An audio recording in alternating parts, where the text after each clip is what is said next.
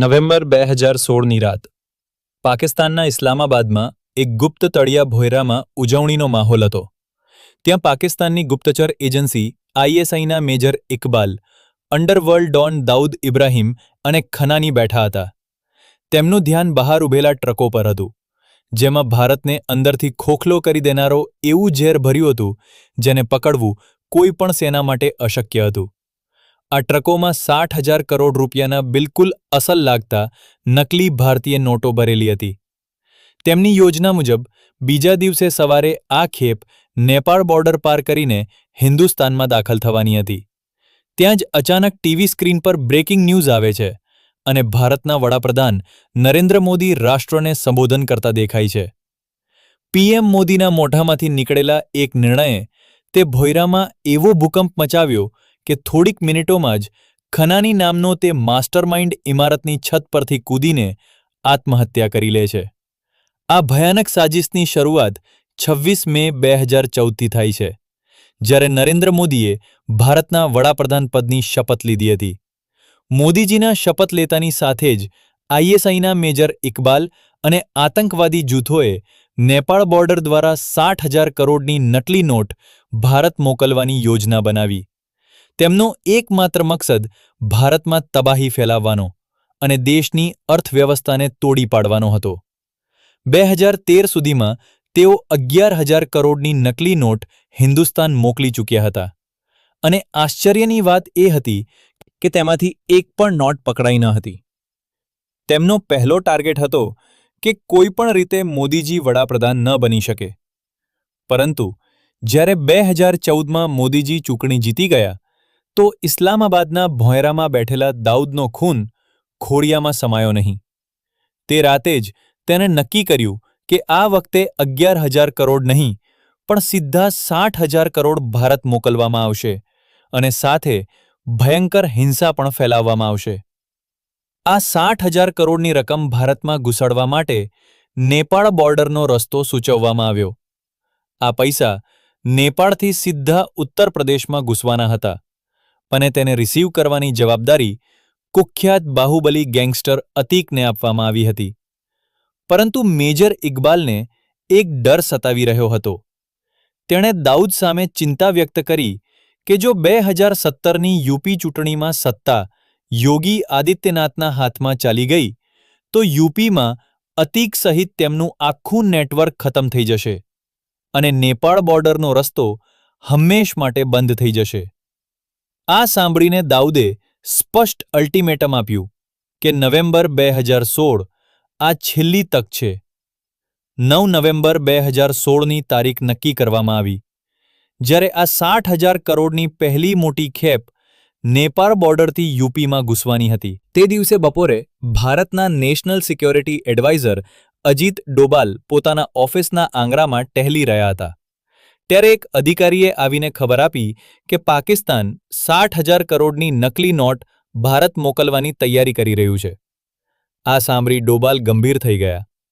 તેમણે તરત જ પોતાના અધિકારીને આદેશ આપ્યો કે ગુપ્તચર એજન્ટ મેજર મોહિત શર્મા સાથે સંપર્ક કરીને ખબર લેવામાં આવે કે 60,000 કરોડના નોટ છપાઈ ગયા છે કે નહીં. મેજર મોહિત કોઈ સામાન્ય જાસૂસ ન હતા. તેઓ કેટલાક વર્ષોથી પાકિસ્તાનમાં રહીને લિયારી ગેંગમાં સંપૂર્ણપણે સામેલ થઈ ગયા હતા અને ખનાની ભાઈઓ તથા મેજર ઇકબાલ સાથે કામ કરતા હતા.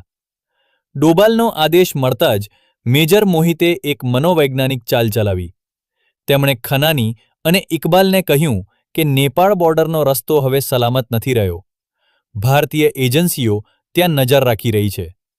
આ ઝાંસામાં આવીને ખનાની તેમને સીધા ઇસ્લામાબાદની એક ગુપ્ત ફેક્ટરી અને ગોદામમાં લઈ ગયો.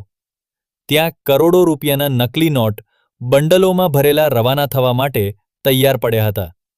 મેજર મોહિતે આ બધી જાણકારી ડોભાલ સુધી પહોંચાડી દીધી કે નોટ છપાઈ ચૂક્યા છે અને 16 નવેમ્બર 2001ને આ ખેપ ભારત મોકલવામાં આવશે. આ ચોક્કસ ખબર મળતા જ અજીત ડોભાલ સીધા પીએમઓ પહોંચ્યા.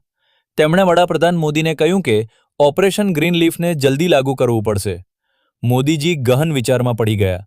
તેમને ખબર હતી કે આ અચાનક કદમ ઉઠાવવાથી દેશમાં મોટી હલચલ મચશે અને આમ આદમીને મુશ્કેલી થશે.